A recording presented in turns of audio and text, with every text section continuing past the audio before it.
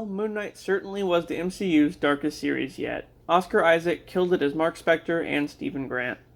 It finally gave us an Egyptian hero and shed some light on dissociative identity disorder.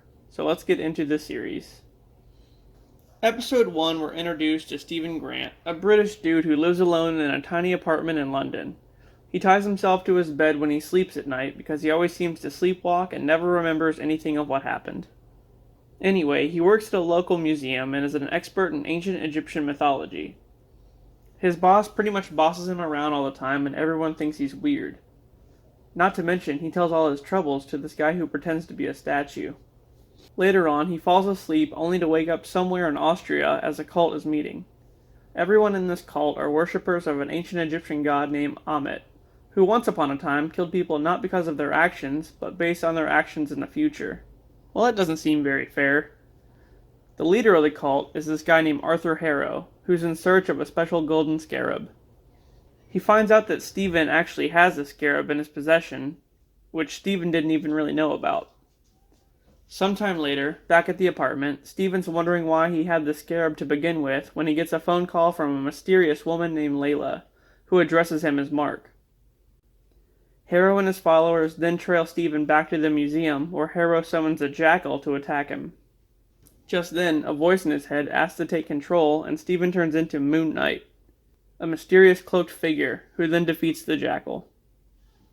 In episode 2, Stephen gets fired from the museum for damaging it during the fight, to which no one believes happened. The voice in his head introduces itself as Marc Spector, a mercenary who is the avatar for the Egyptian god Khonshu.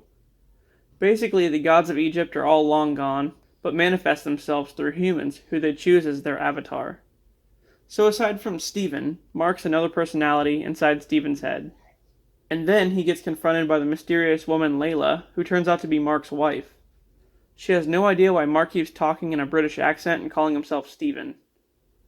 The two get picked up by Harrow's men and taken to Harrow, who explain that he was once Khonshu's avatar, but now serves Ahmet, who was in prison long ago, and he plans to free her using the scarab as a compass to find her lost tomb. Harrow thinks his actions are good because Ahmet will purge the world of anyone who will do any evil deed, even long before they do it. Crazy, right? Anyway, Harrow summons another jackal to fight Stephen and Layla. Mark asks to take control of the body, but Stephen refuses. And then Stephen summons the Moon Knight suit, resulting in him becoming Mr. Knight, which is basically Stephen's version of the Avatar. He gets his ass kicked pretty bad, and then lets Mark take over as Moon Knight, who quickly defeats the jackal, but loses the scarab to Harrow. In episode 3, Harrow and his followers find Ahmed'S tomb. While Mark and Stephen try to find the tomb, Khonshu goes before the other avatars attempting to warn them of Harrow's plan. But they pretty much call bullshit on it right away and just hate on Khonshu. After the meeting, one of the avatars, Yatzil, tells Mark to find the sarcophagus of Ahmed'S, who knew the tomb's location. This leads them to Anton Mogart, a friend of Layla's who owns the sarcophagus, and he collects all these various artifacts. He's also the Midnight Man in the comics, but they don't really mention that at all.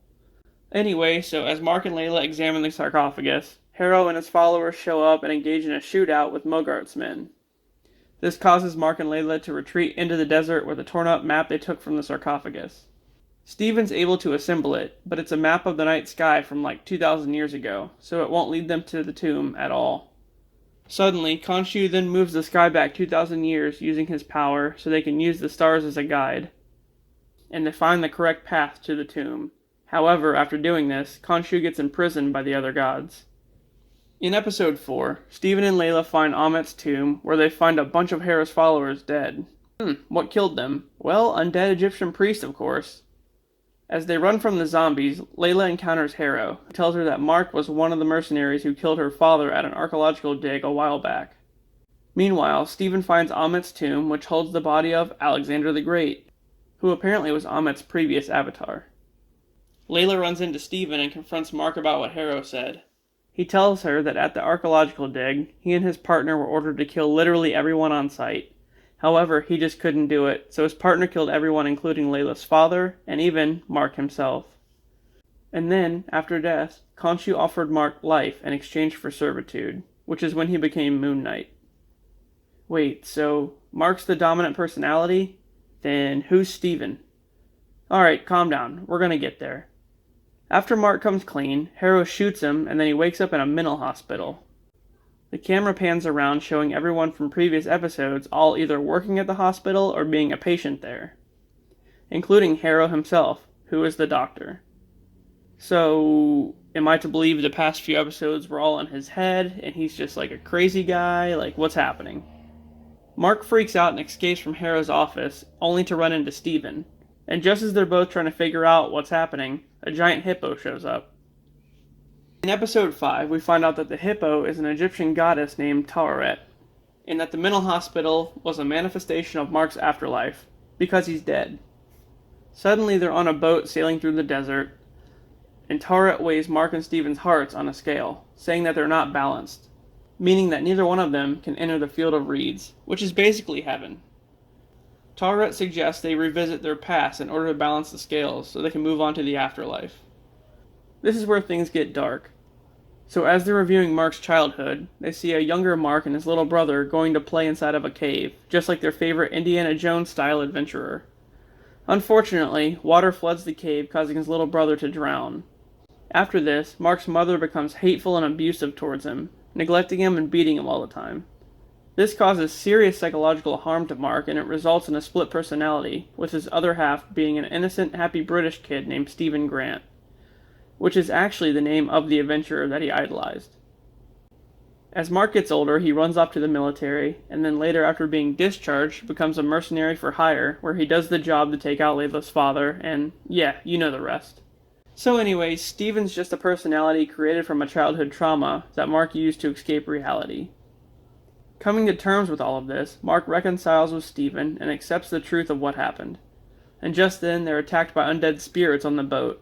In a heroic effort to save Mark, Steven tackles one of the spirits overboard and falls into the sand. With Steven gone, Mark scales balance and he goes to the field of reeds. In the finale, Harrow uses Ahmet'S power to kill the other avatars and releases Ahmet. Meanwhile, Layla releases Khonshu from imprisonment. Khonshu asks Layla to become his new avatar, but she refuses and tries to take on Harrow's followers alone, which ends poorly. And then, Mark willingly leaves the field of reeds to go back for Steven so they can stop Harrow. Back in the real world, Mark comes back to life with Khonshu's power and goes after Harrow. Layla finds out that the only way to stop Ahmet is to bind her to a mortal body, and she becomes Taret's avatar to aid Moon Knight. With Ahmet free, she begins judging all of Cairo, pretty much killing everyone, causing her body to grow in size. And then she fights Khonshu. Meanwhile, on the ground, Moon Knight's fighting Harrow with the help of Layla. Harrow holds his own somehow and almost wins, but suddenly Mark blacks out and wakes up to a badly hurt Harrow who's just kind of like laying there. Then, using a spell, Mark and Layla, with the help of the other gods, trap Ahmet inside Harrow's body. Khonshu tells Moon Knight to kill Harrow, but he won't do it in order to be free from Khonshu's control. And this is pretty much where the show lost me. Suddenly, Mark wakes back up in the mental hospital. He acknowledges it to be fake this time, and then wakes up in his bed, same as he did in the first episode, with his foot being tied to the bedpost and everything. And that's it. That's the end of the episode. So wait a minute, what happened with Harrow? And I guess Mark's not Moon Knight anymore? Like, what's happening? Oh, okay, so then we get a post-credit scene that shows Harrow, who's now in a wheelchair in a mental hospital. And he's pretty much catatonic. A person takes him out to a limousine where he's greeted by Khonshu. And then the front window goes down, revealing the driver to be Jake Lockley, yet another personality of Marc Spector, who then shoots Harrow. The end. Alright, well, I mean, I didn't hate it. Going into this, I knew nothing of Moon Knight, aside from him being Marvel's Batman, which, after watching the show, it's not really all that true. I mean, kind of, but no. Anyway, the series had a lot of action from start to finish, and the plot was pretty good. It did get confusing between the two personalities, and how the origin was told in part 4. But, for the most part, I liked Layla's character, and yeah, it was pretty good. The most confusing thing was the ending, though. So he defeated Harrow and trapped Ahmet inside his body, but then, what's going on with that whole mental hospital thing? And why was Khonshu wearing the Mr. Knight suit in the limo? And why just now reveal Jake? Oh yeah, and why was Jake still Khonshu's avatar if the other two were free from his control? Ah, too many questions. I don't know. Anyway, that was Moon Knight. Hope you enjoyed it, and I'll see you later.